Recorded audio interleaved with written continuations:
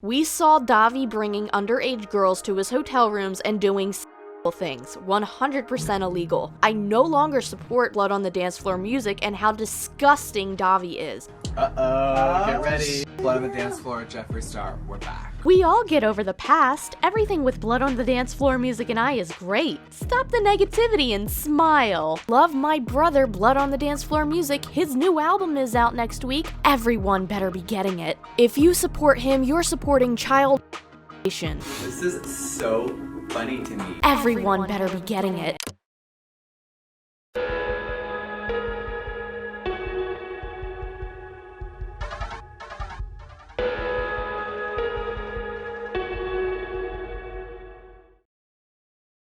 I used to be a supporter of Jeffree Star's makeup. I have this thing, which I mostly got because it tastes like God's tears. So while highly controversial, Jeffree Star is one of the most respected and beloved people within the makeup community. His makeup is one of the best selling in the world at this point, and for good reason. Its quality blows other companies' quality of makeup out of the water, and a lot of it is truly unique. I myself will admit that a lot of his makeup is some of the best that I've ever worn.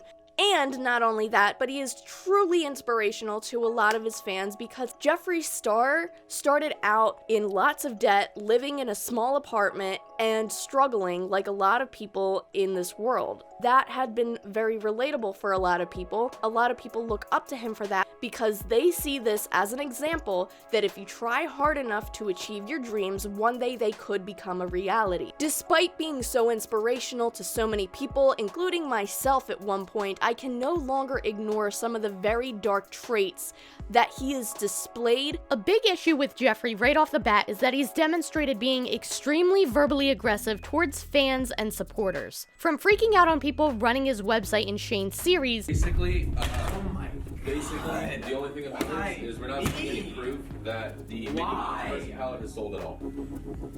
Oh my God!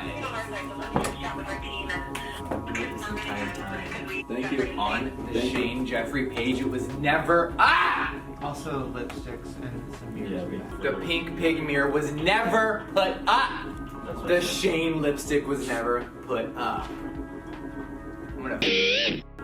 This is so funny to me.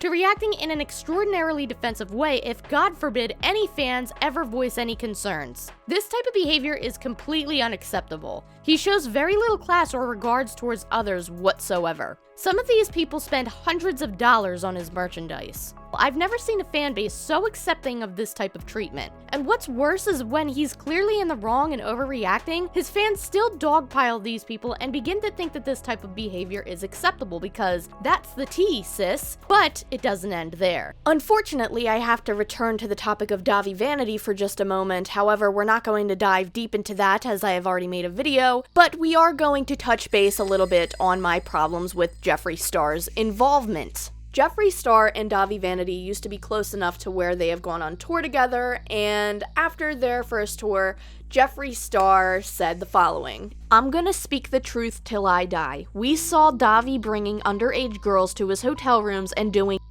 things, 100% illegal. I no longer support blood on the dance floor music and how disgusting Dahvie is. Touching children and enjoying the attention is evil. F off, sicko. Being on tour with that child has made me see the truth. I regret ever doing a song with that pig. Rest in peace, cause you'll never be me. If you support that piece of shit, then unfollow me because you're supporting child. Dahvie is the lowest, worthless scum I've ever met." And what's interesting about these tweets is that he has deleted some of them, or at least they have been hidden in some way. Sometimes Twitter does like to shadow ban things if they're inappropriate. And the only one that is still visible if you search it on Twitter is this one. Now, when I was working on my first video about Dahvie Vanity, I wanted to look on Twitter to see if Jeffree Star had deleted these tweets. And when you go on the advanced search, if you type in certain keywords, different tweets from someone can pop up. And that's where I found these tweets. I want to disclose that I got a couple comments claiming that these tweets were fake because they had his current profile picture instead of one from years ago, and that's because I did exactly what I just said I did. Now after that, some people were able to find even more tweets regarding Jeffree Star and Dahvie Vanity in the past, and I want to go over those with you because this is something that I find rather concerning, and believe it or not, this ties into something even bigger that's currently going on. He said these things back in 2010, and then a year later in 2011, for some reason he pretended that nothing had happened. This was just water under the bridge. Whatever he said in the first few tweets no longer applied. He just wanted to move on and be buddies again, and it's just petty drama, and you know, let's not bring up old drama anymore. I no longer support blood on the dance floor music and how disgusting Dahvie is. If you support that piece of shit, then unfollow me because you're supporting child. I love my brother Blood on the Dance Floor Music. His new album is out next week. Everyone better be getting it. If you support him, you're supporting child. Everyone better be getting it. We all get over the past. Everything with Blood on the Dance Floor Music and I is great. Stop the negativity and smile. That was in July 29th of 2011, and this was in January 14th, 2013. I keep hearing that there's a feud between Jeffree Star and Blood on the Dance Floor Music. Is there? What? Blood on the Dance Floor Music and I are 100% fine. Everyone needs to relax. I'm no part of any drama. You literally accused somebody of being a You accused somebody of luring in minors. That is a huge accusation. That's not something that you just pretend didn't happen a year ago because it benefits you now. Jeffree Star went on to have another tour with him, sell merch with him, and even collaborate on a new song. Alright, we just wrapped up Poison Apple. It's coming out spring break around March 8th.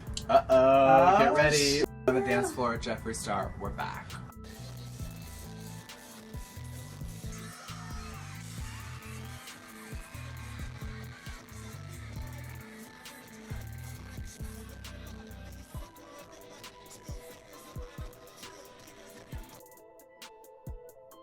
The first possibility is that he allegedly did see this happen, and what he said was actually the truth in his tweets, and then decided to just forget about it and become friends with Dahvie Vanity after all of this had happened. For whatever reason, we don't know. The second possibility is that he could have allegedly overheard some of these things that Dahvie was doing that were questionable and spoken out about it after the tour, and that Dahvie Vanity then could have allegedly come back in and manipulated Jeffree into thinking, no, this never happened, this was just a rumor. In that situation, however, that means that Jeffree Star would have been exaggerating and lying in his tweet and would have not seen anything happen when he said that it did. So either way, it doesn't make sense, and either way, it's sketchy. And again, these are two just speculative thoughts on what could have happened. I'm not saying that that is exactly what happened, it's just that it doesn't make sense otherwise. Now, while I was editing, I stumbled upon a screenshot that was shared on a Reddit post. It appears to be a deleted tweet from Jeffree Star.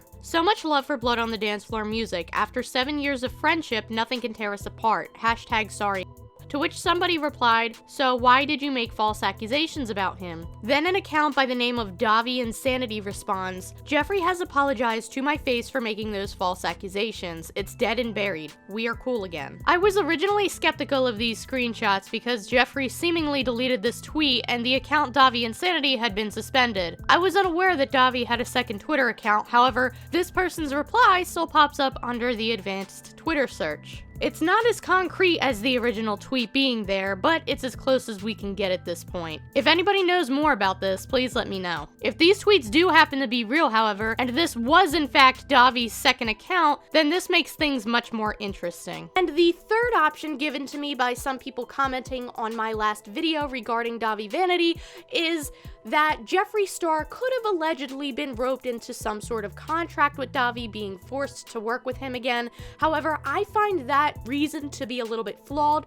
considering why did he wait until the end of the tour to announce this? If he was under a contract when he said this, then he could have said it a long time before he did. So to me, that doesn't make sense. The contract theory doesn't make sense to me. And not only that, but we're now seeing a repetitive pattern where he did the same thing with James Charles last year, and now he's trying to be buddy-buddy with him again too. More on that in a minute though. And even if it was a situation where Dahvie Vanity maybe tried to get a lawyer involved and tried to silence Jeffree Star like he's tried to do that to other people, that wouldn't force Jeffree Star to have to be his friend. You can get a restraining order, you can get a cease and desist, but there's nothing to force somebody to come back. The only thing that could, again, is that contract that people had mentioned, but to me that doesn't make sense that he would say those things that he said if he were still under that contract, especially the fact that he had to wait until the tour was over to say them. It doesn't add up. Trust me, I'm not happy to say that Jeffree Star is somebody who looked the other way a year after he had made some heavy accusations against somebody, but that's what the evidence points to. That's what his history points to. It just is what it is. And what else is extremely interesting to note is that Dahvie Vanity's partner on Blood on the Dance Floor, Jay Monroe, had this to say in a Chris Hansen live stream when asked about the incident with Jeffree Star. We did all those tours with him. It was like, I think like our third tour with Jeffree. And at the end, the very last day, the show ends and then all that stuff gets tweeted. And then fast forward, like maybe like a year later, we were doing a Warped Tour for the first time. And Jeffree was there with his merch company, like selling his t-shirts and stuff. And one day he just walked onto our bus on Warped Tour and, you know, was just being very social. And I was just like, I thought a fight was going to break out.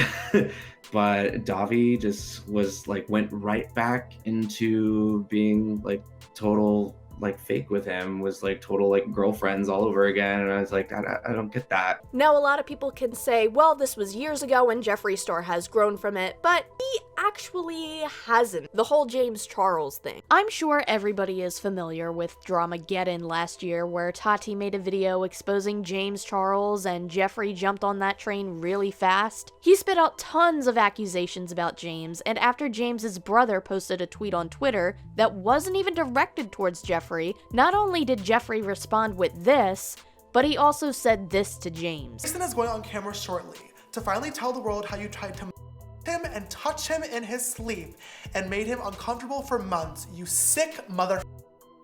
Next, Zach will be going on camera to tell how twisted and sick you were, trying to get him to like you and then make him feel bad when he didn't want to send you photos back.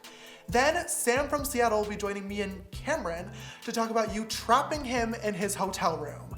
You need to be locked in prison for a very long time. You need the internet taken away from you. You are a danger to society. Ah, there it is, Jeffree getting hyper defensive again and taking his verbal aggression from 1 to 100 really fast. Noticed how he allegedly threatened to expose James with heavy accusations, but he also surprisingly had very little to say publicly after promising he'd share his side of the story. Many people don't even believe he was telling the truth about James, and my question is, whether he was or not, why would you want to reconnect with somebody you have labeled as a You are displaying a repetitive pattern here, Jeffree. Let me know your thoughts about this in the comments below. I just want to know if other people are on the same page as me with this one, because I feel like this one is going to rile a lot of people up. And yeah, please make sure you subscribe and hit the notification bell too, because especially if you've already watched my content and you enjoy what I have to offer, keep sticking around because they're gonna come for